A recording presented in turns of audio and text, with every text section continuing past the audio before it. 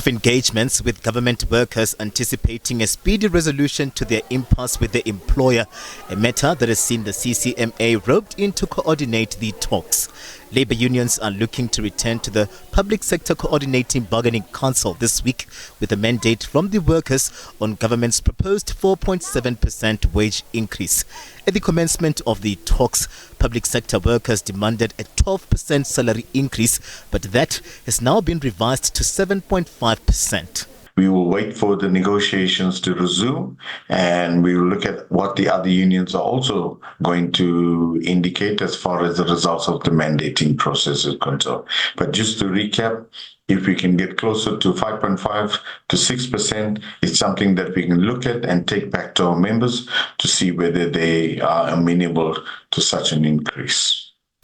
The Federation of Unions of South Africa, FEDUSA, says they've been monitoring the recent trends in the consumer price inflation as they push their demands amid the high cost of living that continues to affect the working class.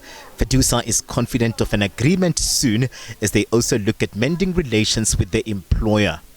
We are on the path now towards improving the trust factor that initially was at an absolute deficit when the process started, given the historical aspects in this instance.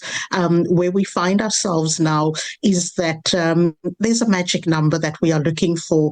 Inflation has been revised downwards. So our position at this stage is that when you take into account CPI, we have to look at CPI plus, especially taking into account that there is the notion of a multi-term agreement in terms of stability in the industry.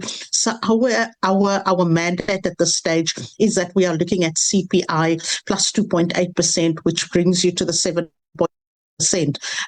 We are looking at all possible options. The South African Policing Union, SAPU, is currently holding its Central Executive Committee meeting with the issue of public wages top of the agenda.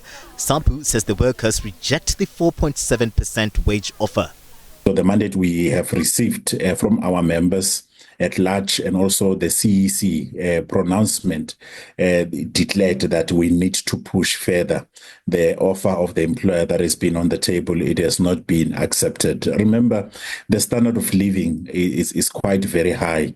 When we look at inflation, when we look at the cost of living, when we look at the expenses that workers have to cover, and even the employer only just offering us, that CPI. So we are clearly rejecting it, and as we are preparing ourselves to go back to council sometime next week, we are looking forward to that process because we believe that we really need to conclude these wage negotiations.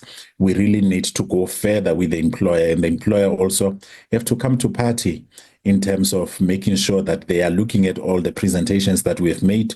The labour unions want to conclude the process ahead of the festive season to bring about certainty for the government workers, but say their main target is the 2025 budget speech. They are hopeful that the employer will, in the coming sitting, take the mandate into consideration and revise the 4.7% wage offer.